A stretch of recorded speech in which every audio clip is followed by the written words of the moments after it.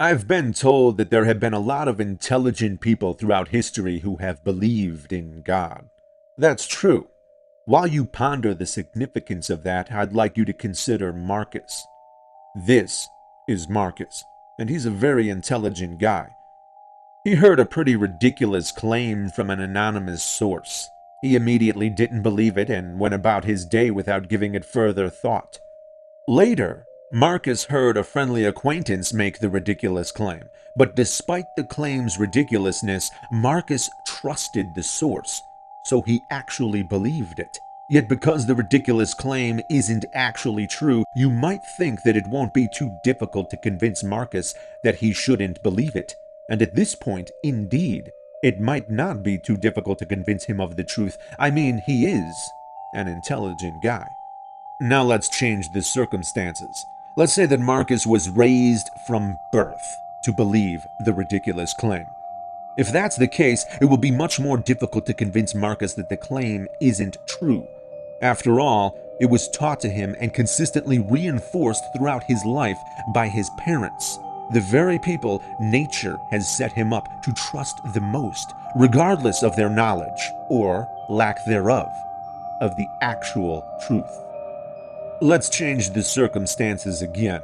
Let's say that not only was Marcus raised from birth to believe the ridiculous claim, but that the community of people who live around Marcus and his family were also raised believing the same ridiculous claim. At this point, Marcus's belief will be reinforced by many other people besides his blood relatives, including probably his spouse. His belief will be considered the norm, and anything that contradicts it will seem alien and wrong. Now, it will be very difficult to convince Marcus that the ridiculous claim is false. Let's change the circumstances yet again by simply adding many years to the effect. Let's say that the ridiculous claim has persisted throughout many generations. Marcus's community is merely the most recent community to have been raised with this belief. And the ridiculous claim throughout the years has caused beloved traditions to develop. Traditions that provide happiness, stability, familiarity, and comfort.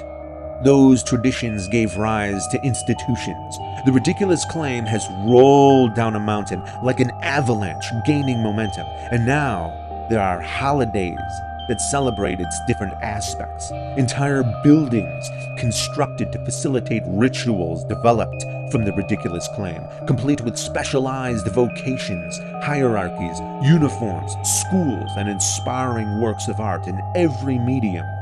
Naturally, intense tribalism develops, bonding people who believe the ridiculous claim, thereby affecting political policy from the least powerful forms of government to the most powerful.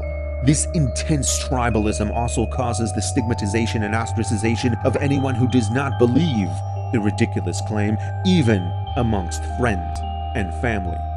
Historically, and even in some regions to this day, disbelievers may be tortured and killed. At this point, not only would the ridiculous claim seem obviously true, but the truth itself would seem obviously ridiculous.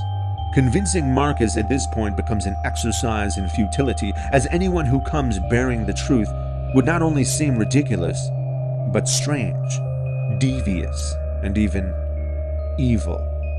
Let's change the circumstances a final time. Let's say that the ridiculous claim bears with it a caveat that believing it results in the ultimate reward, while disbelieving results in the ultimate punishment. Now, not only does Marcus have a tremendous incentive to believe what has already been relentlessly instilled in him to believe since birth, but he also has an incentive to spread the ridiculous claim to those who are unaware, or to convince those who disbelieve so that they too can be saved. In this way, using Marcus's goodness, the ridiculous claim reproduces, causing people to think that not only should they believe it, but that they need to believe it. Add this to all the previous circumstances, and it would be simply amazing if Marcus could ever see the ridiculous claim for the falsehood that it is, despite the fact that he's an intelligent guy. The funny thing about the truth is that it will remain true, even if you weren't raised to believe it.